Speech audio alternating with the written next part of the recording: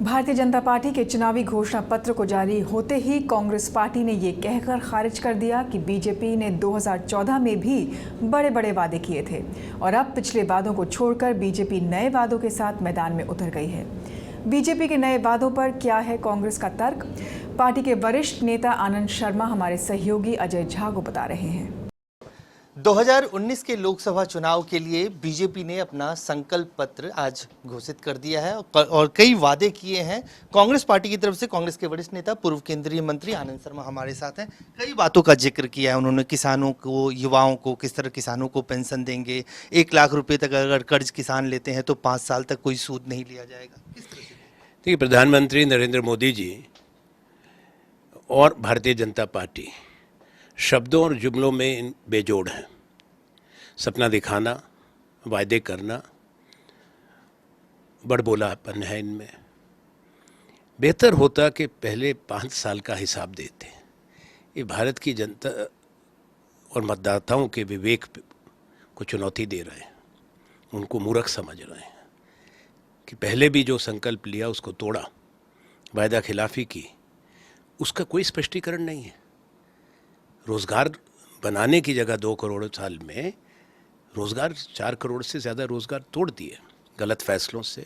नोटबंदी के बाद रोज़गार टूटे करोड़ों में, यह गलत जीएसटी लगा के व्यापार कारोबार टूटा, असंगठित क्षेत्र पे बड़ी मार पड़ी।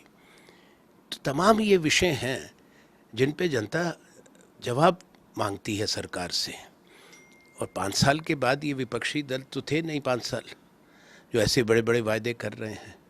तो जिन्होंने पहले अपने संकल्प का सम्मान नहीं किया, वो नया संकल्प पत्र किस चीज़ का लेके आए?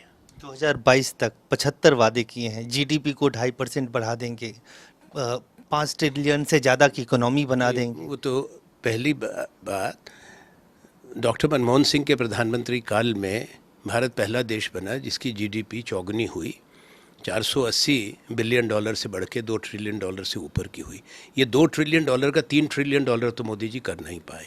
2% जीडीपी इन्होंने तोड़ दी थी नोटबंदी के गलत फैसले से। और उसके साथ साथ मैंने देखा है कि पुरानी बातें दोबारा लाए हैं।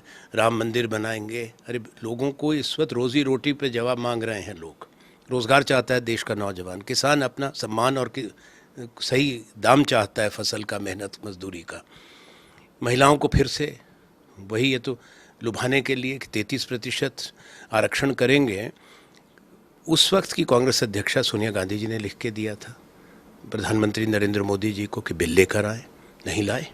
किसने रोका था? इनके पास अपना बहुमत था और बड़ा विपक्षी दल आपके साथ खड़ा था। विदेश नीति की बात उन्होंने की। सुषमा स्वराज ने ये डिफेंड किया कि किस तरह से इस्लामिक जो ऑर्गेनाइजेशन है, आज तक किसी भारत के वहाँ पे किसी को बुलाया नहीं। पहली बार पाकिस्तान के ऑब्जेक्ट करने के बावजूद पाकिस्तान की कुर्सी खाली रही और वो खुद किस तरह से उनको वेलकम किया गया।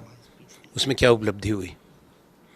हमने पहले से कहा था कि भारत को जब तक पूरी सदस्यता के रूप में सम्मान से नहीं बुलाया जाएगा, भारत कभी नहीं जाएगा। और मेरा प्रश्न है सुषमा स्वराज जी से, क्या OIC ने कश्मीर पर अपने रेजोल्यूशंस वापस लिए हैं? बिल्कुल नहीं, बल्कि दोबारा उनको दोहराया है। तो इसमें तो भारत को कोई लाभ नहीं हुआ।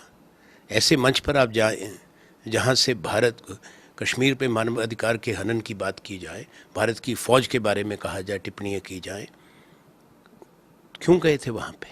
उसको अगर ये अपनी उपलब्धि बताते हैं तो राष्ट्रीय शर्म की बात है। तो ये कांग्रेस के वरिष्ठ नेता आनंद शर्मा का कहना है कि ये इसको उपलब्धि के तौर पर बीजेपी ना दिखाए। अजय झा, गो न्यूज़, दिल्ली।